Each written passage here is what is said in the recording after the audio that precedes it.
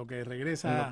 El tema que queremos tratar con el doctor, como dijimos, es la decisión de la Corte Suprema de limitar considerablemente el poder de los jueces locales para detener la implementación de políticas nacionales dictadas por el Ejecutivo. Así es. Una medida que, a mi juicio por lo menos, va a clarificar mucho la política norteamericana y va a evitar que jueces con una fuerte tendencia partidista, sean republicanos o demócratas, interfieran de manera ociosa en las políticas del Ejecutivo en ese momento. Ya tenemos al doctor Nelson Rodríguez Varela, criminalista y uno de los hombres que conoce mejor la dinámica jurídica y las polémicas en los Estados Unidos y sobre todo la Constitución. Doctor, bienvenido, doctor. Pregunta técnica.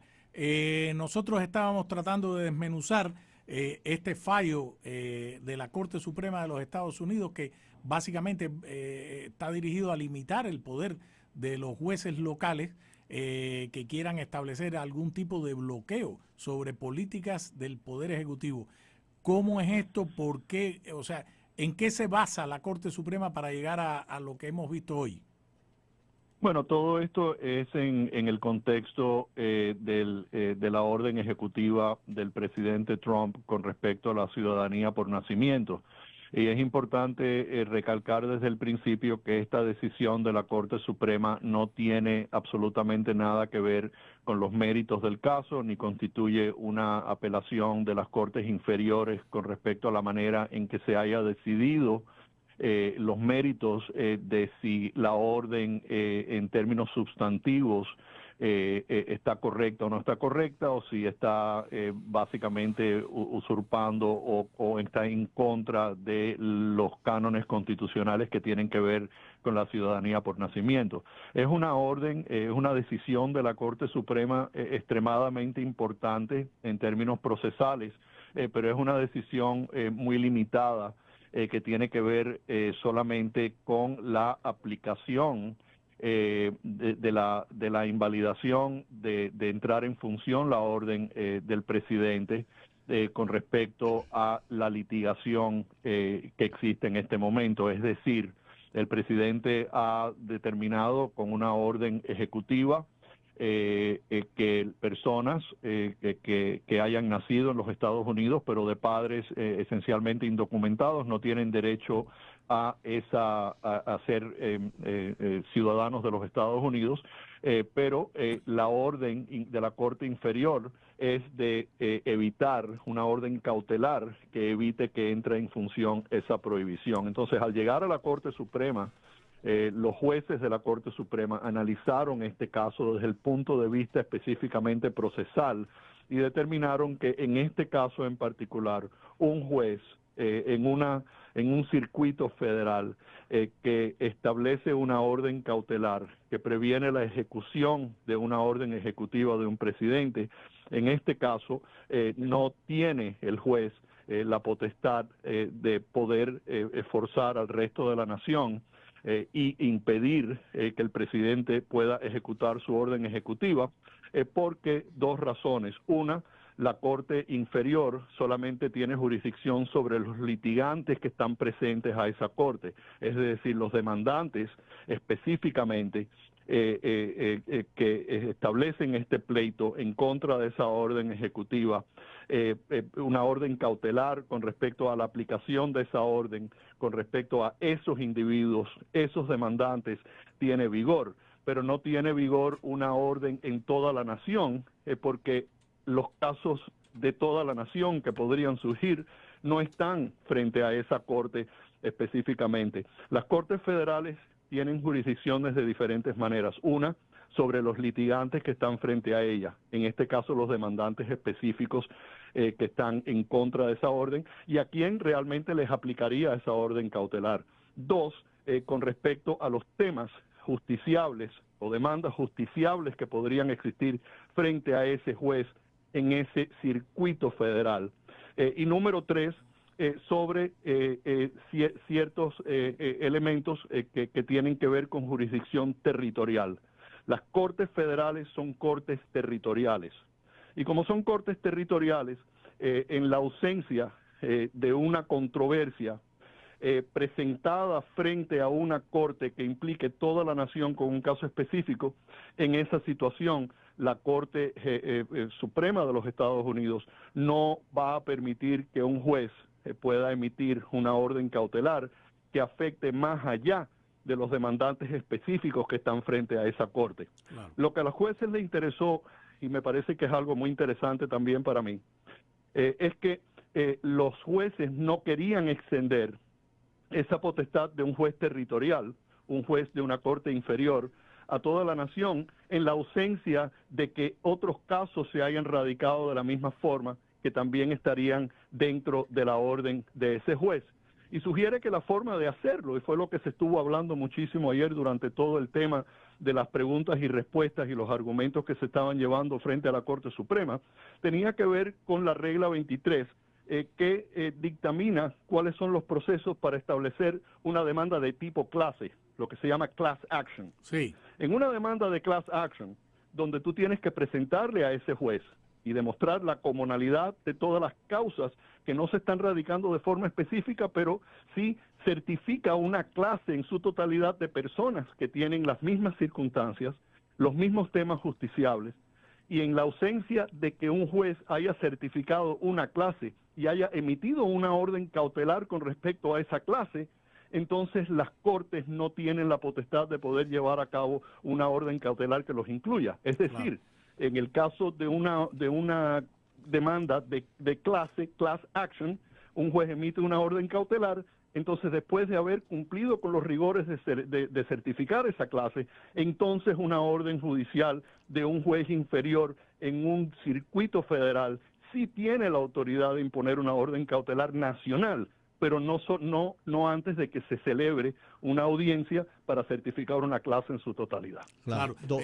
Bueno, sí, no, le quería preguntar, sí. Me imagino la pregunta de los 64,000, doctor, entonces, ¿dónde va a quedar el tema de fondo que es sí, un niño que nace en los Estados Unidos, aunque haya sido concebido por padres indocumentados, ilegales o que no tienen estatus migratorio, nació aquí, es un derecho, es un privilegio?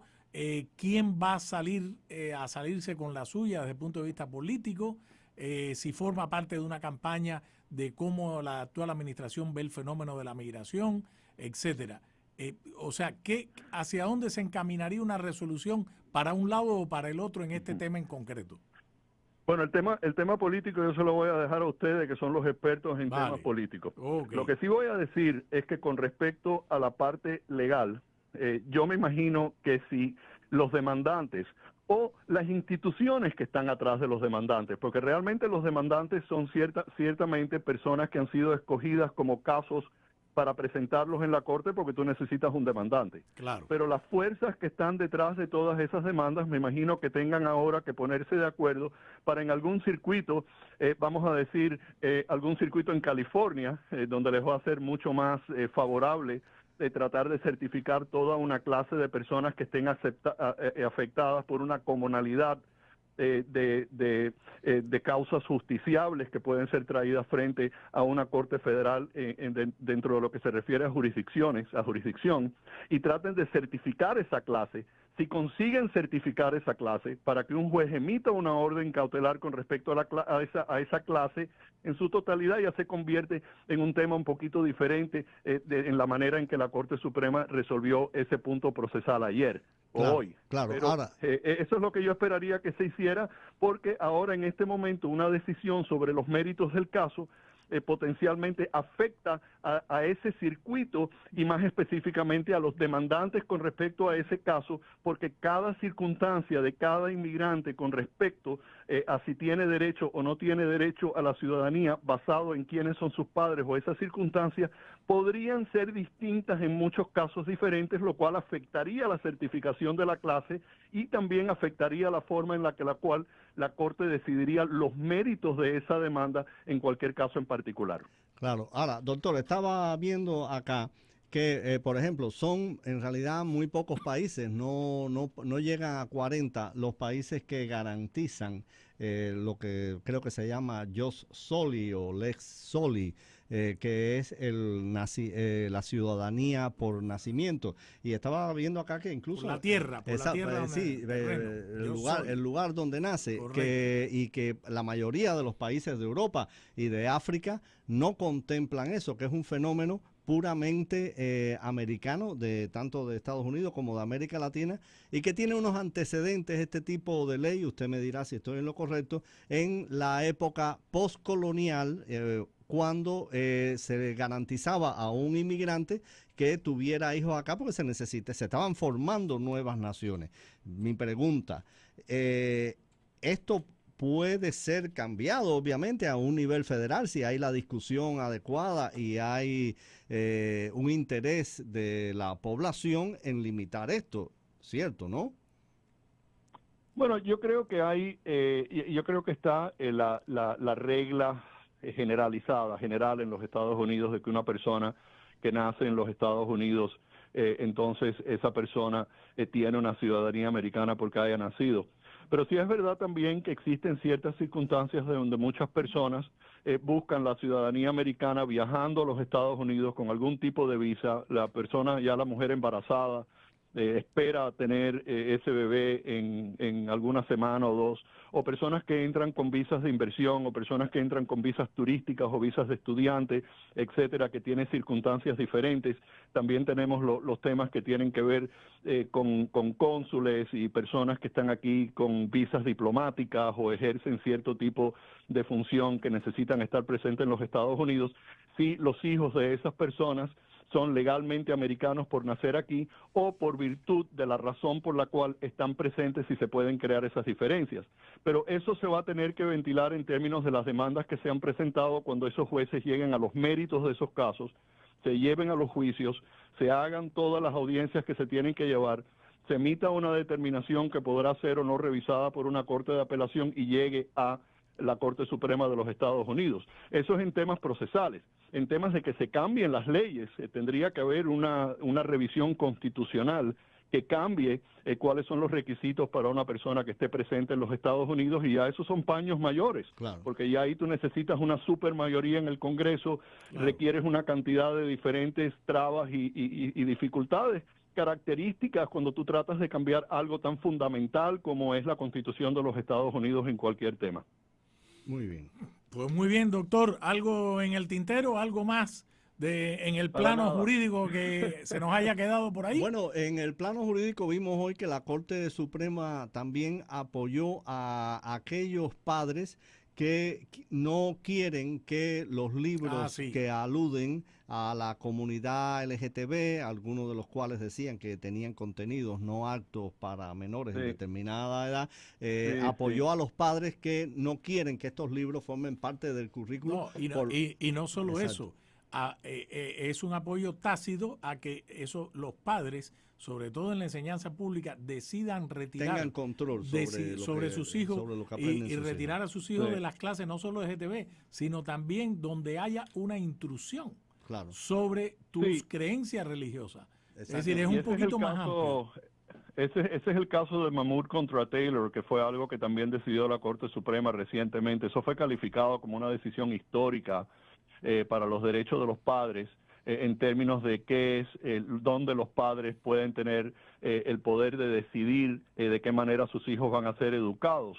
Y obviamente la Corte decidió eso en favor de los derechos de los padres, dándole a los padres la potestad del sentido común y poniendo en juicio si realmente los gobiernos estatales, creando ciertas reglas para que los niños puedan estudiar en escuelas públicas, si eso es algo que es una condición apropiada, o si realmente los padres, al mandar a los niños a la escuela, tienen derecho de que los niños estudien en escuelas públicas, pero también mantienen derecho que no es canjeable a cambio de que puedan estudiar, derecho a decidir que los niños puedan optar fuera de ciertos elementos que los gobiernos quieran establecer, los gobiernos locales quieran establecer.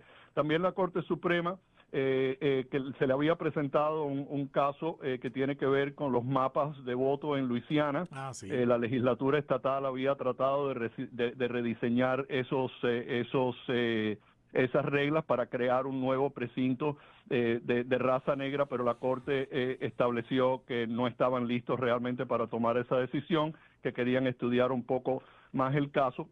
Algo importante también es que el estado de Texas, que había creado reglas que tienen que ver con la verificación de edad para personas que estén tratando de ver pornografía en el Internet, pues la Corte ha determinado a favor de aquellos estados que han establecido restricciones de edad, determinando que esas leyes tienen un impacto incidental solamente en el acceso de adultos y que no es un impacto significativo en los derechos de privacidad con respecto a esas personas y que realmente crea más o menos un tipo de excepción a los derechos de primera enmienda de poder tener acceso a esa pornografía. Es decir, la pornografía no la van a eliminar en términos de tu derecho de verla, pero sí los estados tienen derecho a regular la edad de las personas que la pueden accesar, simplemente estableciendo un proceso muy poco intrusivo con respecto a pedir que certifiquen la edad que tienen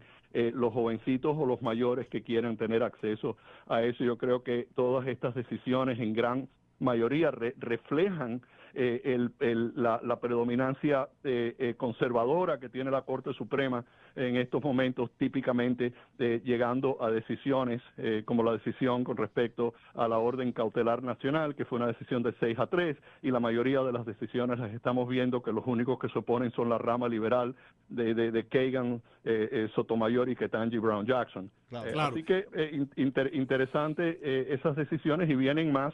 Pero lo que va a ser interesante es ver cómo las cortes inferiores ahora toman el tema de la ciudadanía y cómo los demandantes podrían entonces a tratar de enmendar, por lo menos en un estado favorable, crear y certificar una clase bajo la cual una orden cautelar podría tener una influencia diferente a cómo la Corte lo decidió ayer. Sí, por cierto, que tengo acá, estoy viendo una cifra que puede ser de mucho interés para nuestros oyentes del programa,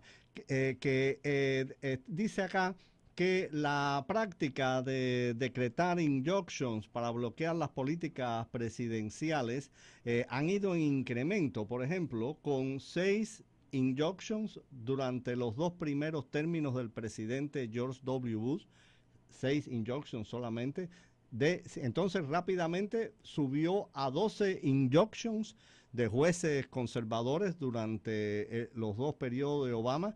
64 de 12 saltó a 64. Vamos a explicar. Injunction en sí. inglés, en términos jurídicos, es un mandato de prohibición. Exacto. Es una Entonces, suerte es una orden cautelar. Y no quiero interrumpir mucho, pero sí lo que quiero decir es que esta orden de la Corte Suprema con respecto a estas órdenes cautelares nacionales va a ser analizada también por la administración del presidente para ver de qué manera también se podrían pelear algunas órdenes cautelares que pesan contra la administración en diferentes distritos, claro, en diferentes casos. Así que ahora lo que vamos a ver es que va a haber, basado en esta decisión, toda una revisión con respecto a las estrategias legales que van a utilizar ambas partes, los demandantes y la administración, para así poder impulsar ya sea estas órdenes ejecutivas o pelear las órdenes cautelares ya establecidas basado en este nuevo precedente. Claro, pero da una idea de por dónde va esto, que durante la época de Obama se produjeron 12 de estas órdenes cautelares contra la política de Obama y que para el primer término de Trump ya habían saltado de 12 a 64. Y después cuando vino Biden bajaron de 64 a 14. Claro, porque ahora lo que estás viendo es que, por ejemplo, el trabajo de la rama liberal o progresiva del Partido Demócrata, que realmente no parece estar en control de su propia agenda, sino que es un poco difícil determinar cuál es el mensaje de los demócratas, y para mí hay muchos demócratas muy serios y muchas personas muy buenas que tienen intereses, pero que por alguna razón la rama liberal y la rama progresiva son los que han tomado el mando de muchas políticas que yo estoy seguro que muchos demócratas conservadores no están de acuerdo, pero han básicamente lo que han determinado es que la función de los demócratas, congresistas, senadores, locales, etcétera, es pelear contra Trump. no buscar consensos, no ofrecer ideas, no tratar de ver cómo pueden avanzar los intereses del pueblo en su rama legislativa o hacer el trabajo que de verdad se le pidió. Sabotear la función del gobierno. A nadie para que pelee una guerra campal contra el otro lado. Esto no es una guerra civil. Esto es que no se está haciendo el trabajo que se tiene que hacer, porque el objetivo es pelear contra Trump, hacerle daño a Trump, impedir que haga las cosas que quiera hacer, buenas o malas. La victoria está en detener a Trump y no buscar los resultados que el pueblo realmente necesita en esta etapa tan difícil de este país. Así es. Sé que te tienes que ir, doctor. Sí. La última cosa, el presidente Trump o la administración Trump ha puesto punto final al programa TPS para los haitianos. Creo que es 500,000, ¿no? Sí. Eso, la pregunta es si, como hemos visto las decisiones últimamente, ¿crees que sobre todo esas 4 comunidades que habían sido señaladas por programas Parol, en el caso de los cubanos, el TPS, en el caso de los venezolanos y haitianos, si crees que esto va a continuar hasta paralizar completamente cualquier intento de inmigración por esa vía en materia de esos programas? Todavía tenemos pendiente en muchas cortes el asunto de los cubanos, ya sea por la I-220A, ya sea por el sistema de programas Parol, etcétera. Es decir, aquí se ha puesto punto final a la inmigración haitiana. Sí, podría ser, y yo creo que en términos generales yo no creo que esa es una función lógica y una decisión apropiada para esas comunidades. Yo hubiera esperado que el presidente no hubiera llegado tan lejos con respecto a la suspensión del TPS, porque esas son personas que en su gran mayoría son personas serias que están trabajando, que han establecido sus familias aquí, que son dueños de propiedades, dueños de negocios y personas que le agregan al valor de la sociedad norteamericana, y yo no estoy de acuerdo con la suspensión del TPS. En el caso de los haitianos, a mí me costaría mucho trabajo pensar un lugar que tenga más problemas para poder vivir que Haití, un lugar que tenga menos leyes, menos control gubernamental sobre su territorio, y yo creo que el haberle quitado el TPS, especialmente los haitianos, basado en lo que está ocurriendo en ese país, es una cosa increíble. Yo creo que ahí es una reflexión un poco negativa para la administración de haber tomado esa decisión. Estoy totalmente en contra de que se le hayan retirado el TPS a esas comunidades, especialmente en el caso de los haitianos.